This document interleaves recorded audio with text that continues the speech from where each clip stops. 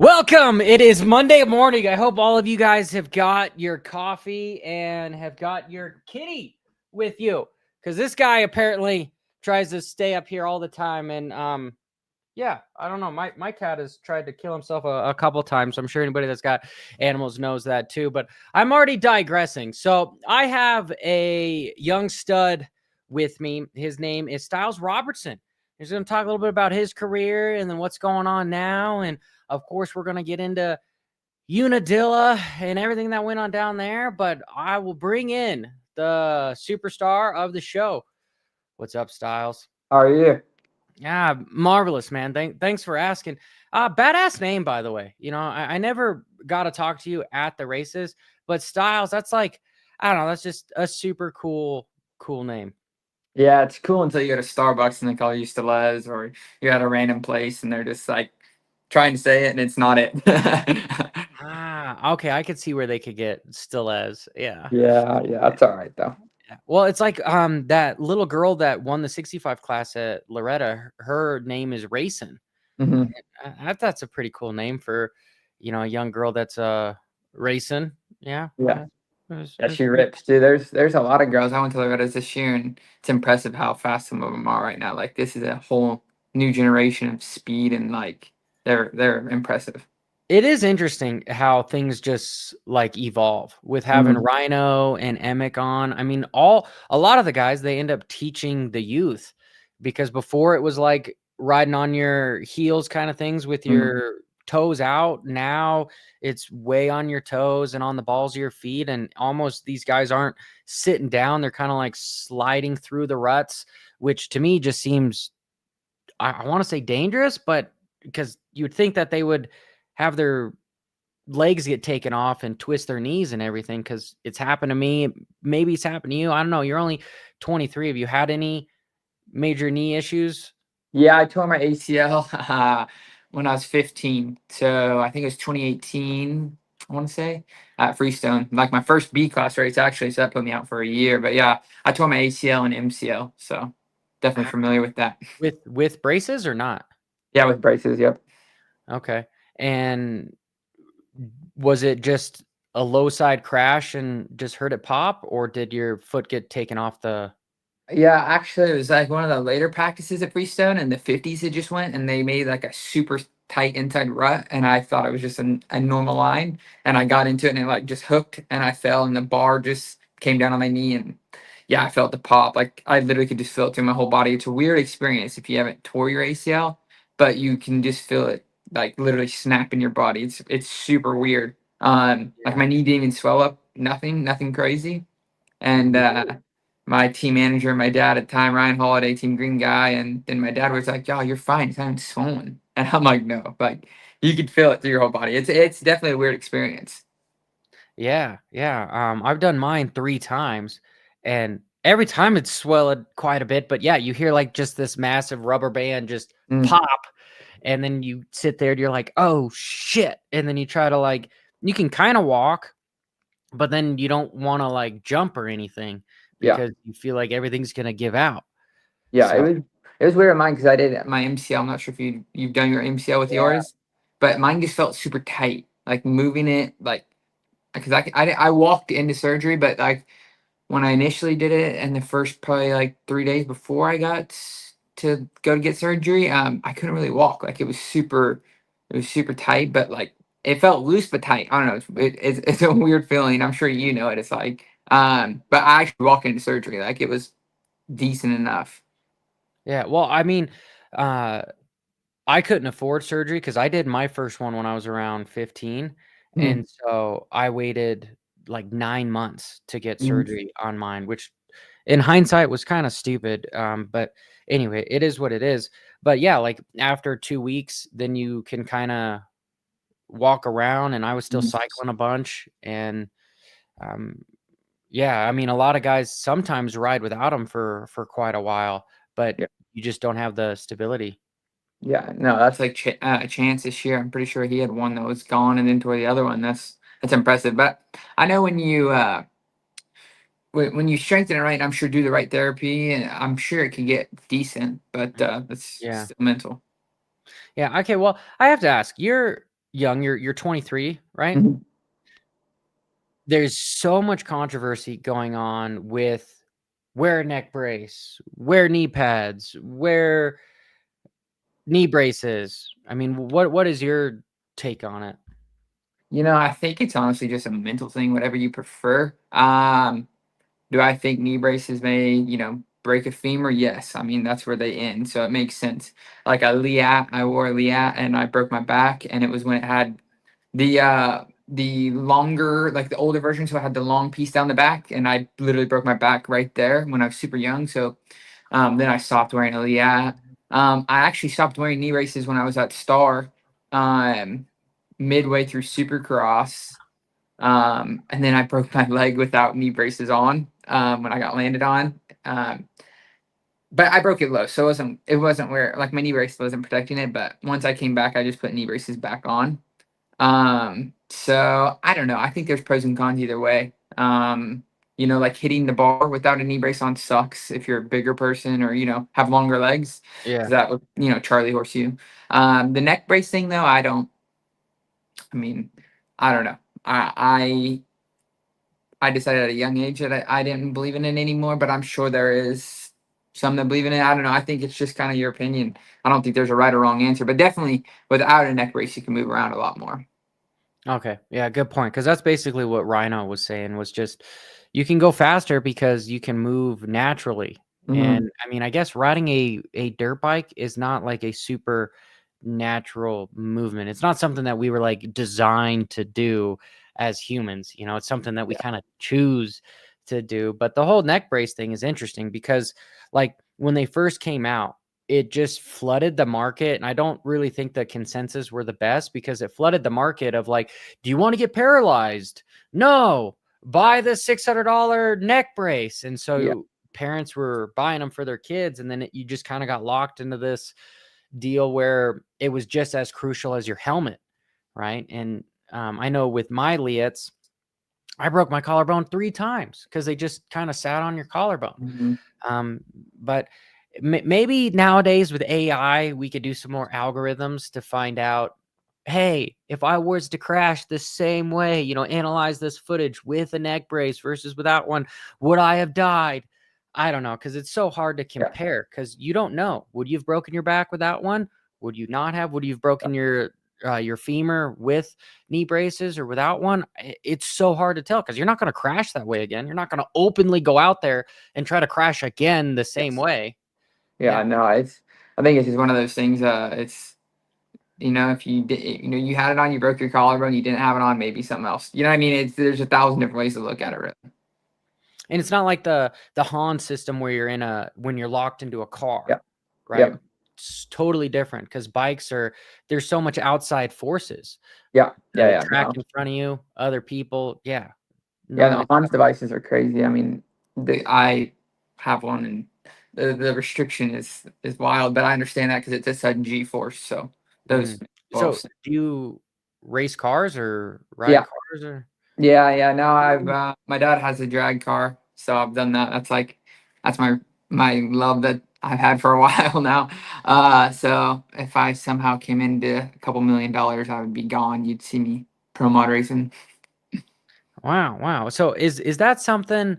Okay, sort of, I guess, breaking the ice on retiring. When I heard you were retiring at 23, I was like, holy shit, man. Like, you just got a couple years of being a pro, and it's like, is your full potential, has it been fulfilled, or was it just mishaps, right? And then my initial observation was I was like, I got to get this guy on the podcast because for one, I just respect the hell out of him that he sees something for what it is Mhm. and is like, hey, I'm not going to go put myself at risk or whatever the reasons that you may or may not tell us. I just thought it was super respectable of you to hang up the boots Yeah, yeah, while you can. yeah, yeah, yeah. I think it was a lot. I don't think I've been very vocal about being injured puts you down, but My injury at Star, like I came off my leg. At Phoenix, came back to the last three. It was kind of a struggle. Actually, I mean, I don't think I did terrible, but I didn't do great for what I was expecting. And, obviously there's a lot of pressure. And then that off season was going okay. Like I had really good speed. My cardio was but it was coming around. And then obviously I broke my wrist. And then from there, it was just literally 2 years of, I mean, a year pretty much, a year and a half, 2 years of just train, go get surgery, train, go get surgery, train, go get surgery. Like there was a 9 month or like 8 month span. I rode barely. You know what I mean? I think I started riding at maybe 8 months. I don't know. I'd have to go back and look. Um, but it was just like, man, like it was so defeating to train. My body was in good shape. I was running. I was, doing everything with Swanee, and then my wrist, I got avicularized necrosis. So it's like, all right, well, go back. You're getting full wrist, reconstructive surgery again. And then it Is was this your just like, throttle hand or is this your clutch hand? no, it's my clutch hand. So then it was, well, it's still bothering me. I can't even hold on. Like I can't do nothing. So it's another surgery. And I was just like, I was almost getting burnt out of it. And then I go to Anaheim and I get here. My off season is all right. I mean, for being off the bike, missing Supercross, basically I missed a full year of Supercross. Plus, I missed a boot camp. So I'm behind the eight ball so much. So I didn't think it was terrible. I didn't think it was great, but it was good enough. And then I go to Anaheim and my wrist is hurting 10 times more. It's a track that I haven't rode, and like I think it was easy at the practice tracks because I know what's gonna hurt. Kind of how to mimic your body in a way. And so like and to back it up, like during boot camp, like it's I leave every day before I rode. It was tape, it was my wrist brace, it was this like cream I found that like you rub on it and almost makes it go even more numb, even though I don't have any Like nerves to my cream or wrist. something? Yeah, I don't know. It was some crazy stuff my girlfriend found. So like literally, and then on the way home, like I had Tiger Balm patches. Like I had like it literally was a full like just to ride. It was a full time like rehab still. And I got to a point I was like, you go to San Diego, I overjump a jump, people overjump, all the time, and it just I feel it snap, and I'm like, dude, what the heck? And then that's when I tore my TFCC, which So it going broke back and again reading all just my surgical. over jumping something? Yeah, I was just from overjumping. And then I went back and looked at my surgical history, and it's like, oh yeah, TFCC was already damaged. So then they tried to fix it, and like that, this whole side of my wrist is just, I mean, I can just move it. It's so loose. So I'd have to get it completely fused on this side. Like it would have to get where I can't rotate, basically, and I have no strength. Like all I have, that's the movement I have. I have nothing side to side. So if like I try to lean the bike down, I can't. It's just straight. So I Mm. have like nothing. That's me trying to move it side to side. So Was it Jeff Ward that it kinda ended his career was his I throttle side? I know Or someone else they just told me about, but also, I think going into the next kind of step of it is, I go to Paula and yeah, I got this fixed. It was another 8 weeks. And then I go to that's Paula. Supercross, now fast forward to Yeah. motocross. And it's still loose. Like they fixed it. It's still loose. Like, I mean, it's hard to tell, but like it No, I know, like, dislocates. You know what I trying mean? to do Like, something I can't. yeah. Mine is So it's strong. basically dislocating my ulna side. And so I go to Paula and it's like, I'm I had 2 weeks on the bike and somehow I was riding decent enough that they're like, yeah, go race. And we go to Paula and it was like on press day, I was going through the rollers and my hand fell off the bar. And I'm just like, dude, like that's sketchy. Your fourth gear wide open, your hand falls off the bar. So it was just after practice, my wrist was done, like cooked. Like I was like, I can barely hold on. Like I don't know how I'm gonna hold on for 30 minutes. And then I ran into Austin's bike and that was it. I took everything out of me that I had left, any strength in it. So I went and seen a few doctors after Paula, and everyone was just like, "Well, you can get it, because I'm partially fused scaphoid, hamate, lunate." Um, it's like a four corners, or kind of like a four corners fusion, but not. So I went and seen a bunch of doctors, and they're like, "Well, you could try this, but I'm sorry, you're pretty much screwed. Like, this Could is you what." fuse it to so it wouldn't dislocate, but then you'd lose all movement though? Yes, but how the one doctor explained it is, I have no ligaments. So when I initially did it, the doctor literally, same doctor that did Roxon's arm, which was gnarly. Dr. Viola, he does. I mean, most people that have wrist stuff in motocross go there. So I mean, he had told Swanee and my girlfriend when I was in surgery that like my wrist was mangled, like there's nothing left, no ligaments, everything's torn, everything's like I basically dislocated it and flipped the bones upside down and like on top of each other. Um, Mm, so it's like it's mangled, like it is bad. Um, so I just have no ligaments left in the left side of my wrist. Like there's nothing to hold it. So how your wrist works is the bones rotate over each other. Um, so I would have to get rid of my rotation, and I don't think that'd yeah. be very good. Yeah, And it's I broke still mine, so I don't mine's kinda I can't yeah move yeah it yeah too far, but yeah it's yeah. So like yours. I just know in life I'm mature enough to say I'm already 2 years behind the eight ball. Um, like I'm 2 years behind. I already have an injured wrist that's not going to be great. Like I think it's time to just find something else. And What you was know, your support system like, Styles? Was it your dad? Was it your girlfriend? Was it the team? Like, what um, made you come to this conclusion rather than on like, "Hey, I'm just gonna try another year or a couple more races," you yeah, I know? mean, I had another year on my Triumph contract. So I mean, I could have milked it. I could have sat and got an injury clause. Um, but that's just not who I am at the end of the day. And actually, everyone in my corner, I think, knew that I was struggling, like even during Supercross, to like with the wrist injury, like with it hurting every day, just struggling to get through it, like mentally, it takes a toll on you when when you know where you think you belong and you're struggling.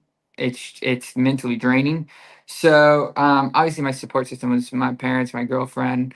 The team here was really good. And then I have a few friends, that would call and check in on me, and I even flew or a friend flew out and spent like a couple of weeks with me before because I was just down. And then that was Supercross, and then fast forward to outdoors. I think it was nice. No one pushed the decision on me. No one really asked. They kind of just let me go do it on my own, Mhm. which was nice. I think my parents and my girlfriend definitely knew and definitely were there when I talked about it. And then I have a really good family friends at home that um, I could talk to. And but really, honestly, I made the decision on my own. Which is gnarly, dude, because I was never as good as you, okay? And I always pictured myself that like, you see the plus 50 guy racing at the track, and you're like, he's been racing since 85s or something. I Yeah. thought I was going to be that guy, Hmm.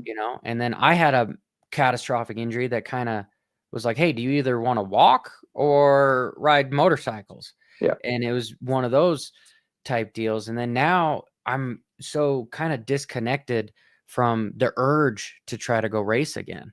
Yeah. And you being 23, I'm just assuming, right? And so let me know if I need to shut the fuck up, that this is all you knew was racing dirt bikes.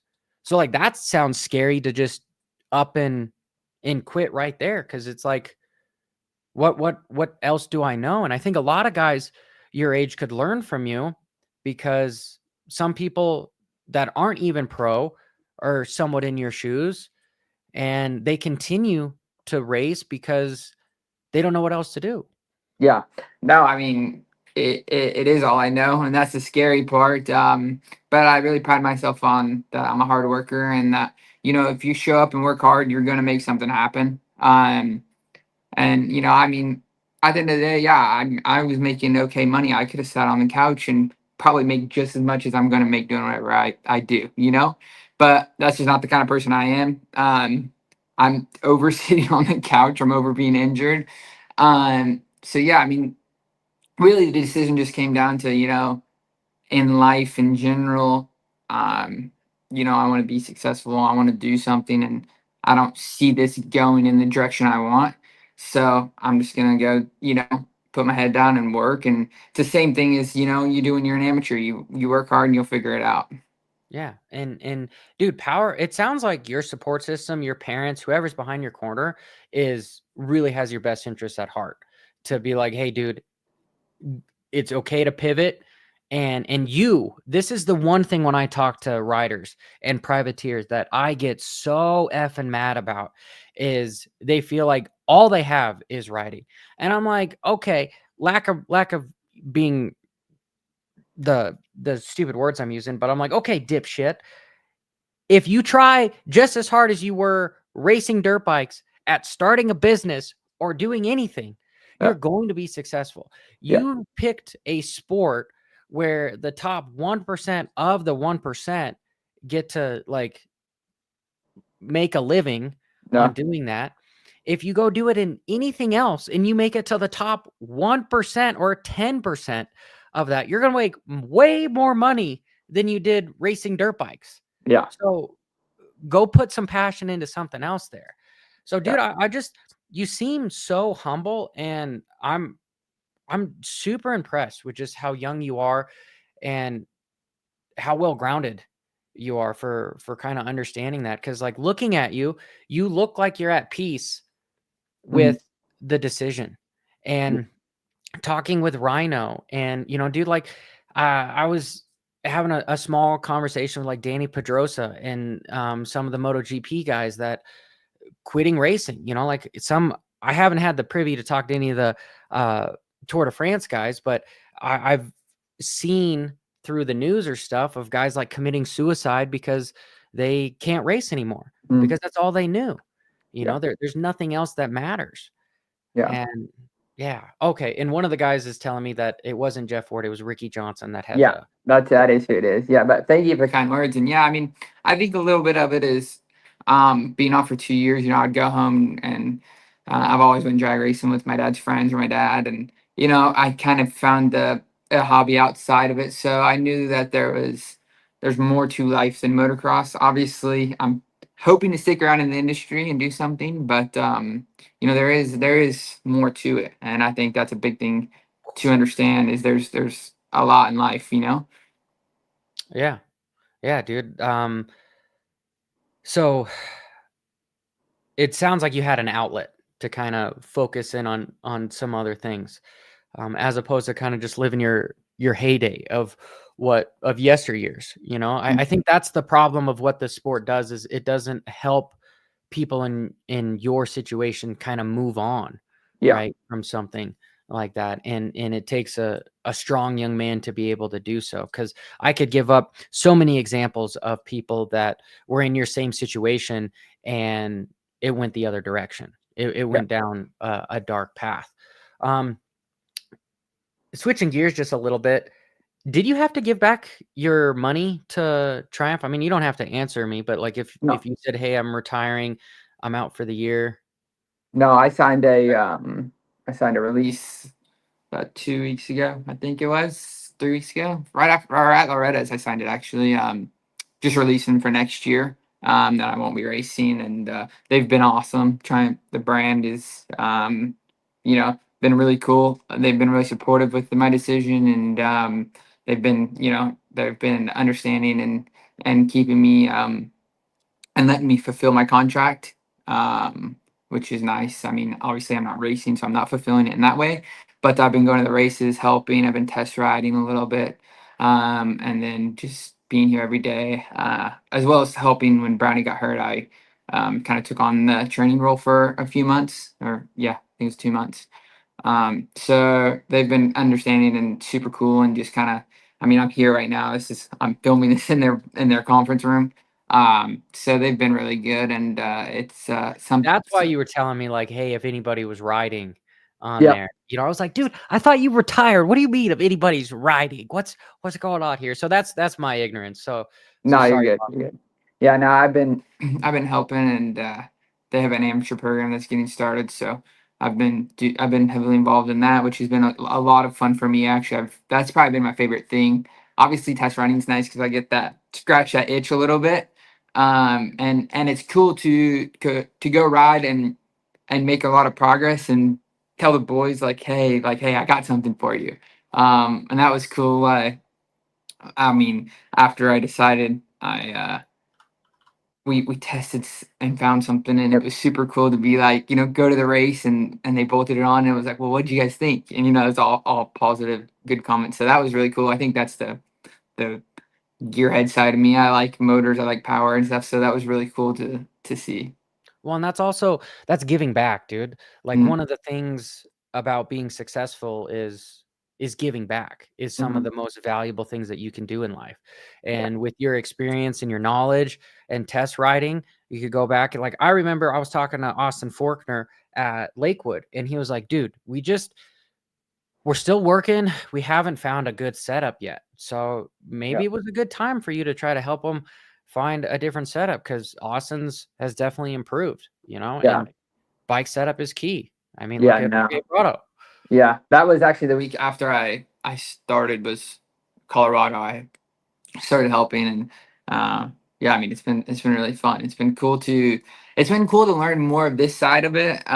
Being on the fence watching, and being at the rig and stuff, it's been cool, and there's a lot to learn from everyone here. I mean, there's super smart people. We have a really good engine guy, Dudley, and then we got Scuba and Drew and Jeremy. So it's really cool to just learn. I feel like the more you know about everything, the better it is. So I've just been, Yeah. hanging out in the motor department, just annoying them, asking questions, and Yeah. There's a uh, saying, you cannot change when you're not aware, but you mhm. cannot help but change once you become aware. Yep, So exactly. So that is something I've been trying to just soak up as much information as I can, and just, I mean, even when I tested with Ivan for a week on 450 stuff, and it was Ivan and Dave Arnold. So two legends.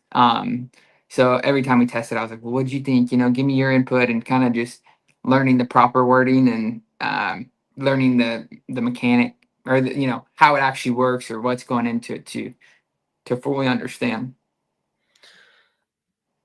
all right.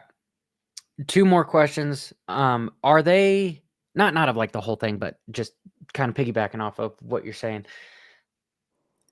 So you're kind of fulfilling the next year of the contract doing this kind of a role. No, no, no. I got one more month. And then Are you going to stay with the team? Is there like a I position that might be open? Would you be willing to if there was a job offer? yeah, 100%. I want to stay in the industry doing something as of now. They're working on something. Obviously, budget's a hard thing to come by, and I know. So, they're working on it. It's hopefully I can stay. It's just obviously trying to figure it out. And yes, I got one more month, and then if not, yeah, I'll figure something out, I'm sure. I know you will, dude. I know you will. Okay, working with Swanee, what was boot camp like? If is it a week long? Is it 2 weeks long? Is it something you can I think, I mean, I trained with Eldon, Swanee, Brownie. I mean, it's funny. It's all pretty similar in a way. Obviously, they all have a little bit different, different quirks to them, or whatever you want to call it. But no, I think it's normally 8 weeks. I want to say. I think it's 8 weeks. And yeah, I mean, it's not terrible. Last year it was a lot of cycling with Brownie. Like, we did a lot of cycling. I got strong on a road bike. Um, here break it down a little bit because I'm like super interested. Was it 50-mile rides? Was it zone 2 mm, rides? Was it sprint rides? Was it yeah, century rides? when I was a star, we actually did a 100-mile ride once, which was actually fun. And then mainly, I mean, Eldon's was a little bit different on road biking, but probably more on the bike stuff. Where here it, no, I mean they're all really similar, honestly. Like we did here, we do a lot of like 50 or 60-mile bike rides on the weekend, but it wasn't like we're going zone two, like we're going to Hammer. There's the area we're in Peachtree. Um, there's quite a few road bikers that are like, they do Tuesday night rides, Thursday night rides, and like we would get in with them and just go hammer, which is actually fun. We did a Grand Fondo too, which was 80 miles and like 8,000 feet. It was miserable. Oh, But yeah, honestly, zone two stuff kind of starts later once racing gets a little closer, but during the off season, you're kind of just hammering. I mean, obviously you don't want to sit at 180 or 170 for 3 hours, but you get it up. You know, if you see a hill, normally, you know, we're messing with each other, trying to keep it light, racing with each other up the hill, talking crap. But no, honestly, it's just, you know, you ride 3 to 4 days a week, work out 3 days a week, and then cycle the days you don't ride. Pretty much. I mean, it's probably hour rides until the weekend, and then you go to 2 3 hours. I mean, it's That's honestly, primary cardio off the bike is yeah. cycling. Yeah, I ran a lot at Star, but we didn't really run here. It was easy at Star because we had some trails around. Here, there's not very many trails, so we cycle a lot. And then Zwift is a huge thing for moto people now. Yeah, almost Nice. any pro is everybody's on Zwift. Yeah, yeah, no, it's funny. I mean, heck, we got on it here one day, and we were in a pace group ride, and we ran into the Star Boys. So it's just funny. It's getting super popular, but it's nice because Zwift is controlled. You don't have to worry about nothing. You know what I mean? It's really nice tool to use. Okay, so if you were that into it, do you know what your FTP is for cycling? Ah, I'd have to look back. Um, Based on your weight, what are you, 5'8", 5'9", I'm 5'9", a 130? little thick right now. In my prime, I was probably like 156, 157. Okay. I got to get back in the gym. I was in the gym last week. I was getting upper 160s, so I got to get back down. Well, it's But funny because training is different when you retire yeah, yeah, it's because way different. there was purpose in Yeah, it when you're racing. yeah, You're like, hey, there's a goal, and my goal is weekend 30-minute motos, yeah, right? Or supercross, whatever. But then once that's gone, you're kind of going, what's the goal? Like yeah. every time I went to the gym, it was attack mode, but now I don't fucking want to go, you Yeah. know? Yeah. So It's funny right now, honestly. Our data guy Alex, I've been just going to the gym with him, and it's just we're just being meatheads, and it's fun. And actually, for me, is I was always an overthinker, stressed to the max person. So for me, it's kind of nice right now. I just like, what are you doing? I'm jumping in. We're doing curls. Okay, I've never done a curl in my life, but yeah, let's do curls. You know what I mean? I'm just doing it for fun. yeah, I took since pretty much Paula off of training. So I didn't want to start until I kind of got the itch again because it was always, you know, yeah. two You days don't after have to do surgery. it, right? Yeah, Before you 2 days have, after surgery, go work out. You know what I mean? Like I had Bobby call me on the way home from my leg surgery, like 2 hours after surgery. Boy, you better be in the gym tomorrow. You know what I mean? So it's kind of nice to just do it on my own terms and not be stressed out, not worrying if I'm not doing enough. You know what I mean? I can yeah, leave if I want to. You know what I mean? It's not that big of a deal. So yeah. that is a total different feel, but it's kind of nice for me because I'm always a stress ball. So I'm just like, all right, yeah, yeah, I'm over it. Let's go home. Yeah, yeah, dude. Like I said, your aura just looks, you look very centered, right? Yeah, I'm sure Um, it'll come. It'll come a time that I'll get, I'll get down. But yeah. honestly, right now it's not bad. I've only had a couple days where the track looks sick and I'm not testing. I'm like, damn, I wish I was riding. But at the See, end of the day, that's I'm cool pretty. thing to happen. Yeah, yeah. At the end of the day, I'm pretty Because you okay. want to, not because you have to. Yeah, Yeah, and I know for me, like, dude, I got a little pudgy after all this happened. I mean, there was a lot more stuff. I couldn't walk for a couple years, and then I just kind of gave up yeah, on stuff. And I read this book after getting ready to have my daughter, and it was written by this Navy SEAL. But he was just saying that like movement is not optional; it's essential. Just yeah, for your well-being, you know? And yeah. I'm like, I forgot all the endorphins and everything that get released from doing. So then I was like, fuck, I want to go do an Ironman. So then that gave me That's purpose to go train again, but it was like a totally different type of stuff, which kind of made it fun yeah, again. yeah. I'm sure I'll get to the point where I want to go on a road bike race or want to do something. I enjoy cycling. Don't enjoy running, but I know that's I honestly have already had one of those You're just running too fast. If you slow down, running's actually a lot of fun. Yeah, I'm not a very efficient runner. But like the other day, I had a little bit of the Goggins. I was like, you know what, I feel like a biatch, and I just got on the skier. I was like, if I don't go to a certain number, then what I mean. I still have that little bit of instinct in me, which is nice, and I'm sure the more it goes, the more I'll get into it and want to go do something. Yeah, a Hydrox or Yeah, something. yeah, Yeah, dude, I read both Goggins books, and that dude just is a complete knucklehead. Like, yeah, just you're a fucking bitch if you don't go run 10 miles yeah. before 7 a.m. And I'm just like, oh my god. Yeah, no, it's funny. It's back in my star days. Dax and Hayden were all on Goggins, and it was funny just to listen to them go back and forth about it. Yeah, yeah. Well, reading his books, it didn't seem like he had everything figured out. He just was like, I'm just gonna hammer down on Yeah, stuff.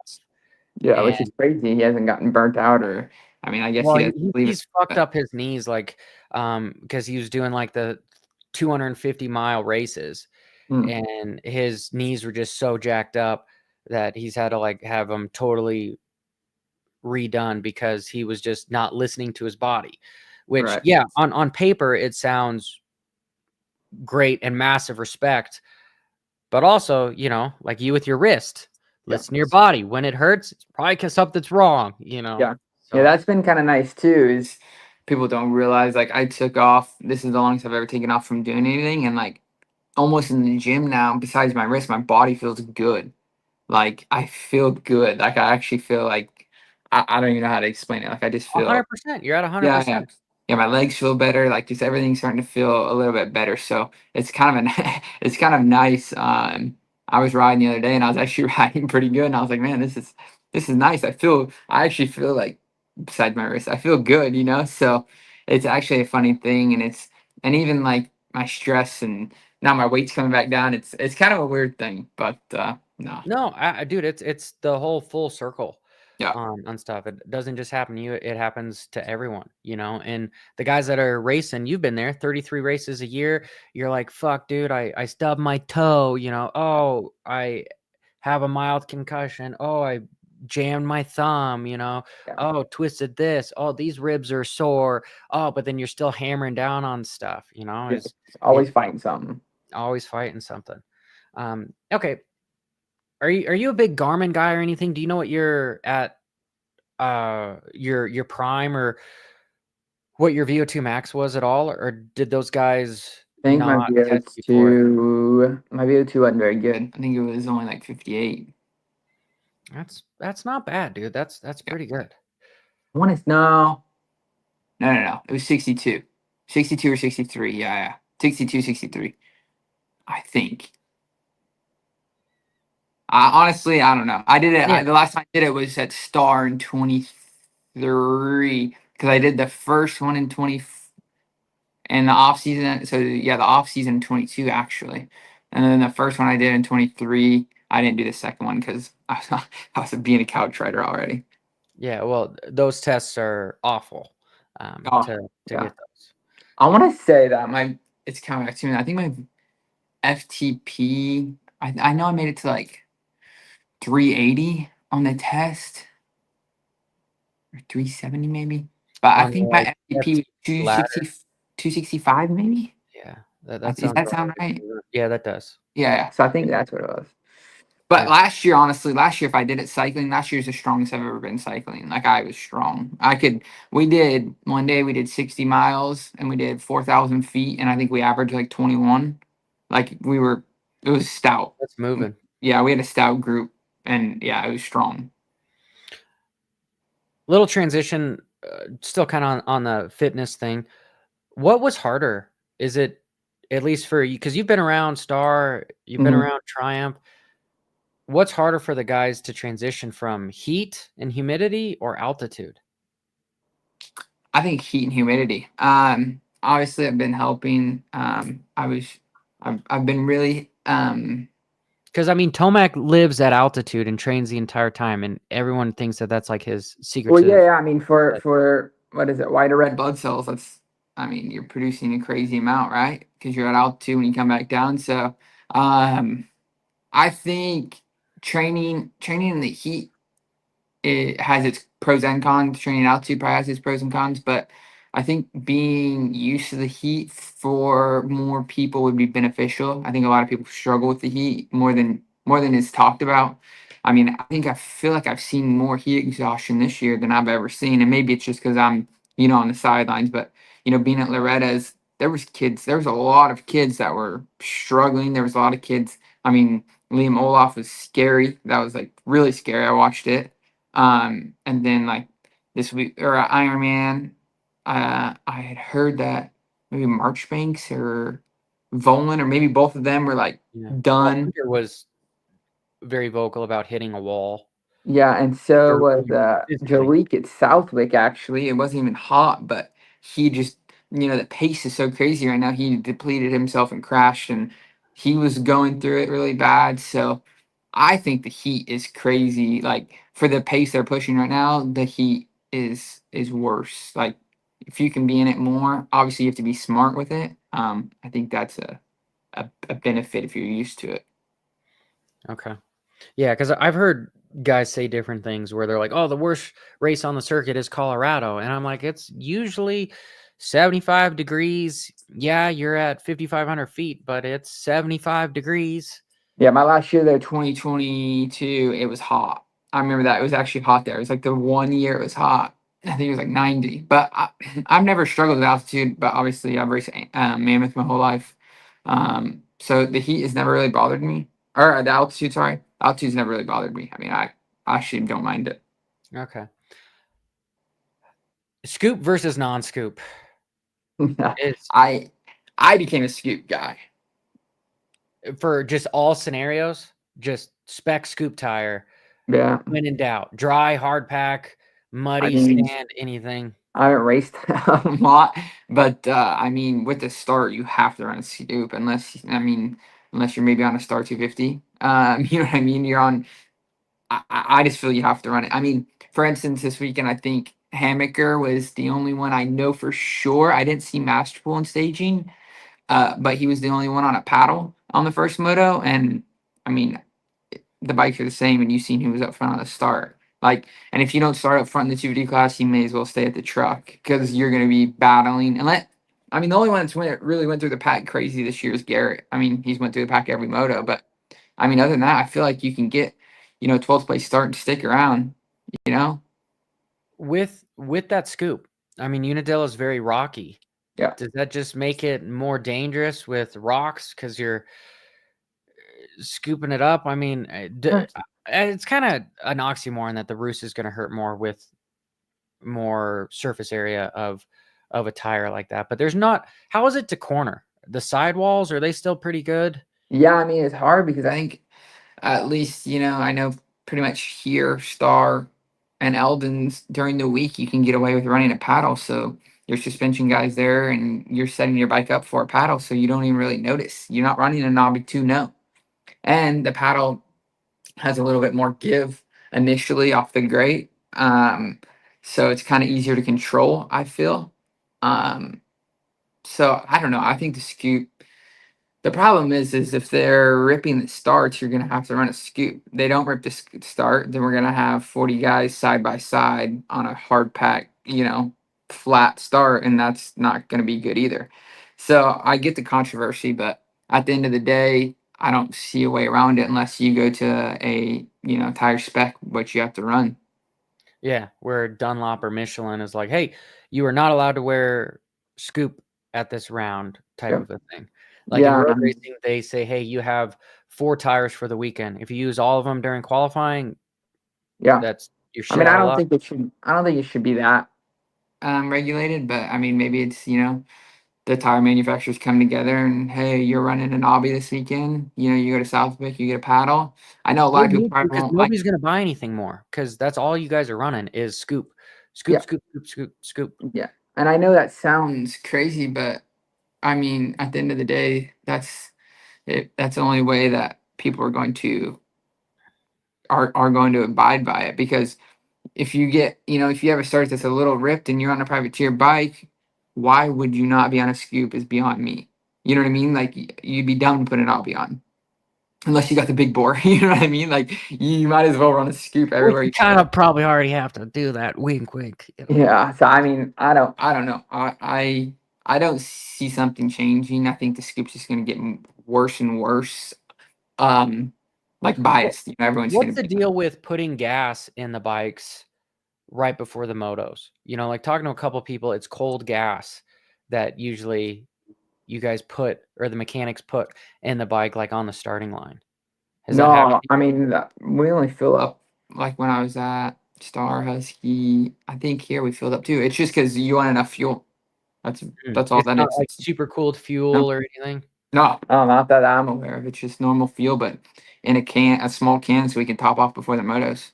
Okay. I've heard some people talk about like there's a performance gain if it is somewhat super cooled.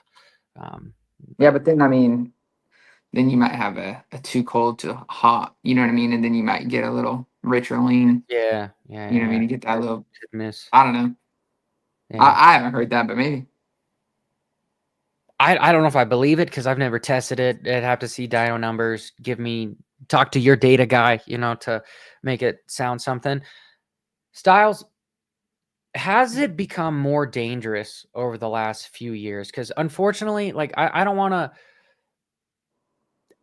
just gonna say it, like we've seen lots of guys getting paralyzed now, not just in the pros, but all throughout. Kids like, I think Aiden's celebration of life is today, you know, in California. Is it just social media because people are more aware of it, or has it literally gotten more dangerous? No, I mean I agree. Like this year seems really bad. I don't know. I wish I had the answer and I wish we could fix it. I think personally I think maybe the tracks or the bikes are getting really fast. That's two things that seem easy to point at.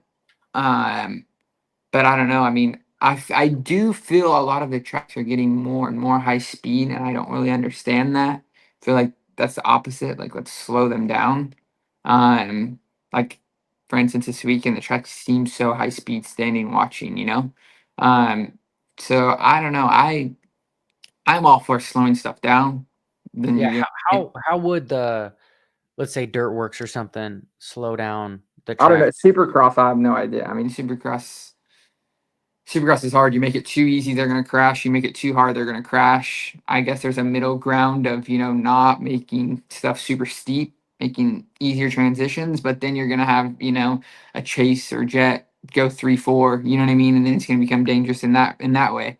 So it's a never ending battle, unfortunately. But I feel like there's probably a balance, and I'm sure Dirtworks is working on that. I mean, I only raced one round last year, but it seems that may be just a steepness thing when it comes to Supercross, where it's a little safer, but you're not willing to send that quad, if that makes sense.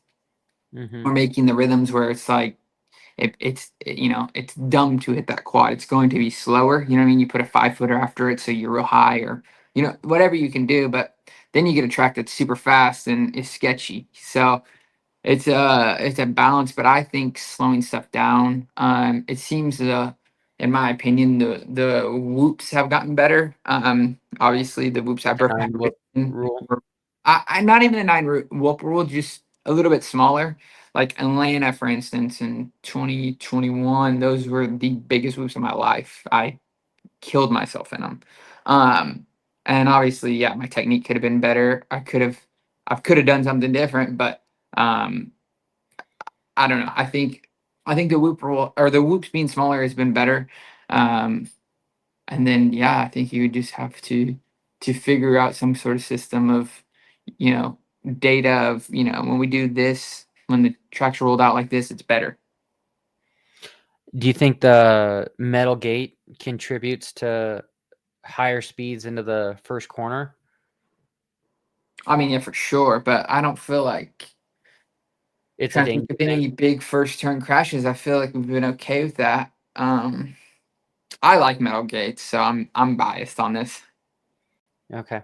Uh, how with the factory bike, is it easy to start on one where your engineers just say, "Hey, get it to RPM whatever, and then you can almost just dump the clutch because of your ECU and everything. Or to me, it just seems like it's taking out a little bit of the skill. If No, I'm being honest. I don't think so. I mean, I think yes, there's we're new on Git this year, and Alex, our data guy's really good, and he's learned a lot, and I think that has definitely benefited us personally. But I mean, for instance, I was on a star bike in 23, and I was a really good starter in 22 on the Husky, and that was their first year of that bike. And no knock, but it was not to the power that they wanted. And it seems a lot better now, but then it was on the slower side. And I think at Dallas, I pulled 3 hole shots, like all 3 in the Triple Crown. And then I got on a star bike, and I think I only pulled 1 hole shot on the whole time I raced it. Um, and obviously, people know that that's one of the fastest, 250s there is factory.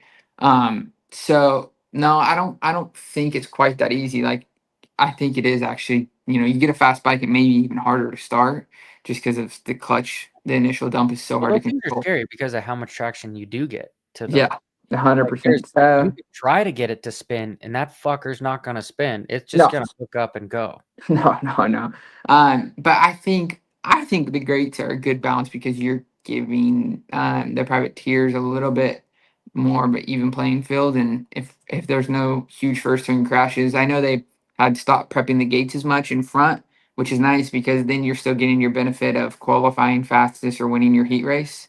So the ruts are messed up. But I think the greats are good, and I think the factory bikes are yes, the greats and the ECUs and the whole shot devices definitely help, but I think there's still way more technique involved than it is, horsepower. Okay. On a fair, honest statement. Privateers. Okay. I'm a big proponent of the privateers. However, if we look at the data with how to get your pro license, especially in Supercross, with the combines and the futures, you have to be a little factory rider to be invited to attend those races to then get your license. And so, without saying the I don't know, elephant in the room, but with saying the elephant in the room is like the privateer is a dying breed, and it's kind of by design. Is that a good thing? Is it a bad thing? I kind of want to lean on potentially it being a good thing, because then we will have more of like the opportunity of not having the homologation and production rule, where you could actually have a works Mhm. racing, and we could try to bring back motocross to where it was in the late 90s, early 2000s, where that was kind of the Yeah. heyday. But I your mean, opinion, and you can totally disagree with me too, I mean, Stu. I honestly don't know enough about the system, honestly, but I think it'd be a bad thing because I mean, I think it's cool. You know what I mean? You can go, say you're a local at Southwick and you show up, like that's badass if you go qualify and do good. Mhm. So I would But not like it to honestly, go away. if we think about it, the guys that's going up to show, like their dreams are to be factory riders and make a living. Yeah. And making a moto, you're making $250, like you're No, the not. pay the pay is crazy. Paying to sign up and paying to do that, I think is pretty wild. Um, but I don't know. I don't know enough on that to speak, but I would hate to see the privateers go away because that's your local pro. I don't know, Michigan when he shows up at Red Bud and makes the motos, that's so cool. You go see him the next Wednesday at local track and he made it. That's awesome.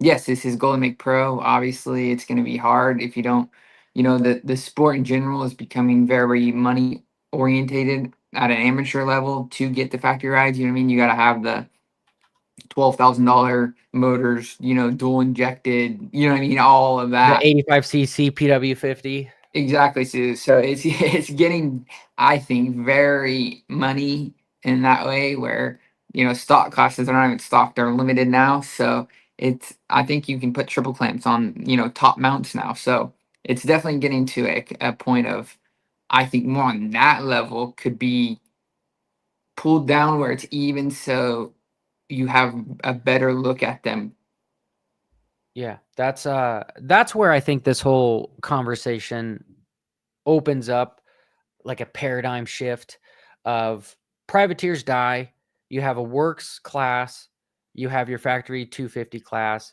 but then it opens up this new world of electric bikes. And Mm. who's the best to go do that is your local privateers. Here's another class. These guys can race. They're more competitive because it's more of a stock class. And then potentially teams could pick and choose from there and pick on down. I think there's a way to manage it and transition it. But I want to ask you a couple more questions just before I let you go. This last weekend, Hunter versus Jett. Hunter got damn close to passing his brother. He was nice, made sure he didn't knock into his brother. But is there any realm where we ever see Hunter beat Jett? Because there was a lot of conversation this weekend just about Jett being the next greatest, biggest thing here to stay. And we already kind of knew that, but Mm. it was kind of on repeat of this generational talent. And it kind of puts Hunter in a bad spot. Yeah, I mean, honestly, I haven't been able to watch a lot of 450 stuff because I'm at the tent with the 250 guys, but I did watch a little bit of it actually this morning, and yeah, he brought it to him early in the moto. I think if it is going to be, hit him off the track or rub him a little bit, it's going to be in the beginning of a series when his brother doesn't have a points lead or isn't having the title on the line. Do I see it ever happening? I would hope to say so, just for racing fans in general. Because Jett's so good, you obviously want to see someone beat him. But I don't know. I mean, maybe if you separated them, got them, one on a different brand. Obviously, Jett's on Honda for a long time now. So maybe if you get them away and maybe that'll heat it up a little bit because then they're not together all day. It separates it. So I'd honestly be really interested to see Hunter get away from being teammates with him and see kind of what that brings. Well said. Well said. I've been saying that for a long ass time. Yeah. And 250 class. Okay. You raced against Deegan. Mm. Is he just this massive force to be reckoned with? Is he the guy that will beat Jett? Or is it just what makes him such a fierce competitor is his confidence and just, I would say, his mental attitude Mhm. um, with his background on everything? Yeah, I mean, I think being around Hayden a little bit, he's a gamer. He don't care. I mean? You can say whatever to him. I mean, I even have heard some stuff lately that he just does not care. I mean, I respect it. He'll say what he wants. He does what he wants, but he backs it up. And I'll be curious to see him get in there and ruffle them up. It's gonna be interesting. I really want to see it. It brings a new dynamic to the Lawrences too, because I feel like there's already a rivalry. They're already kind of chirping. So I think it's gonna be very interesting to see kind of how it goes. Are they gonna is it gonna start? Are we gonna have a Bartra Anderson all over again? Just start hitting each other? I don't know. I could see it going a few different ways. And that But wouldn't be a bad obviously, thing. Wouldn't be a bad no, thing. no, no, no. I think at the end of the day, if you look at Hayden, there's no way he's not going to be good. There's no way he's not going to win. He's going to figure out a way. Is it going to be consistently beating Jett? I don't know. Jett's insane. But I hadn't heard that Hayden is ripping already on a 450 from close sources. So I'm sure he's going very fast. And one thing about him and Brian is they are no dummies. They're very smart and they will figure it out. With you being teammates at one point, how was the test track? Was there just a lot of Hayden doing his own thing and camera crews and all sorts of stuff, or I was was it there early pretty? on and I was hurt.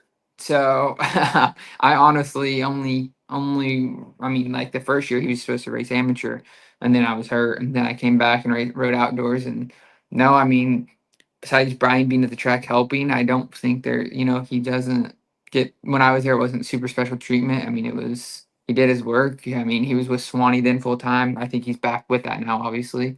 Um, so no, I mean, obviously he has his film with Donnie out there, but Donnie just kind of lets him do. You know, you don't even notice Donnie.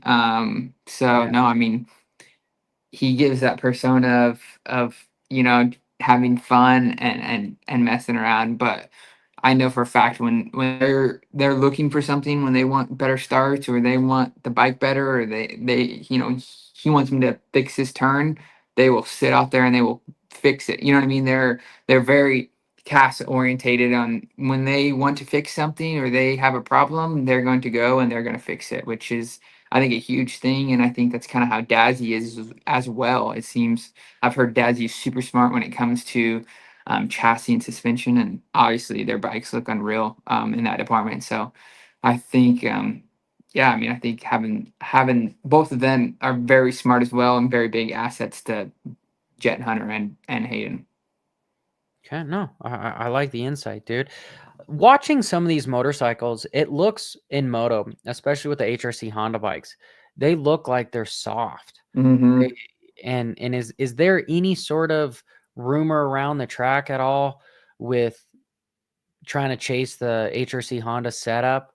Oh, I I mean, think, yeah, I think 100% everyone is. That's just the way the it goes. When Villapoto was winning, everyone was dropping their rear, and you know what I mean, going with that setup. So I think when anyone's winning, we're going that direct. They're pushing us that direction of let's try this just to see. And no, I don't know. I mean, it is very interesting being on this side. I've been trying to kind of study and watch chassis on different bikes, and I know at the beginning they were, I heard rumors that they were struggling with that chassis, but I mean they figured out and they have.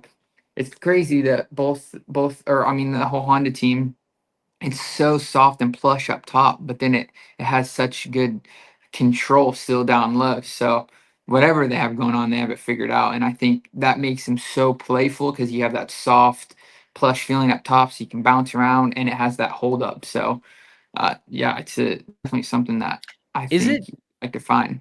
I haven't really looked at the rules, but is it like against the rules to almost have a dynamic like valving system, almost like on trophy trucks, where Yeah, they constantly are changing? Do you think I'm that that's I'm possible to do on a dirt bike? I'm pretty sure that anything live is not allowed. I believe. Don't quote me on that. Yeah, But I know like I think like with traction control, you can't have like a super like you can't have a wheel sensor to read if the wheel speed, because I mean we could get a wheel speed sensor. If you see it spike, you can pull timing or do something like a drag car or any kind of racing. But I think that stuff should be left out of it, especially with like live suspension, like a live dynamic thing like a razor or a trophy truck or something. Um, I don't think that's allowed. And I think that'd be super hard. I think that'd be years of developing. I did ride at Star. I rode the electronic power steering, which was crazy to ride on a dirt bike. what's that? Uh, I think Jay Cooper raced it. It was known. He raced it in 23 at Unadilla. It was allowed, and it was just a steering stabilizer, but it was electronic. So it was electronic steering stabilizer. It wasn't power steering, but it was crazy. So you could change it. You completely change how it felt. It was really really weird, but it was really good in some aspects, but in others it was terrible. So, but it was really cool. It was a cool project that Yamaha worked on, and it was really cool to watch it. And I actually got to ride the motorcycle for a few laps, and it was crazy. Wow. Wow. Interesting. Well, homie, I said I was going to keep you about an hour, and we're already over Very it, good. dude. So I want to say thank you for coming out and being honest and telling us what's going on. And we're hoping you're going to stay at Star. At least I am, or I'm stay at Triumph. Excuse me, and be seeing you at the races some more. And if not, maybe it's a transition to some drag cars here, dude. Yeah. I mean, if anyone's got 10 mil they want to send me, well, I'll go drag racing. Yeah, Hopefully, I'm get a still in the crypto industry. sponsor. Yeah, yeah. Hopefully, I stay in the industry. I'm enjoying it, and yeah, it's been fun. Cool, dude. Well, as always, guys, keep it WFO. Bra-da-da-da-da. And Styles, dude, you are more than welcome to come back on at any time you want.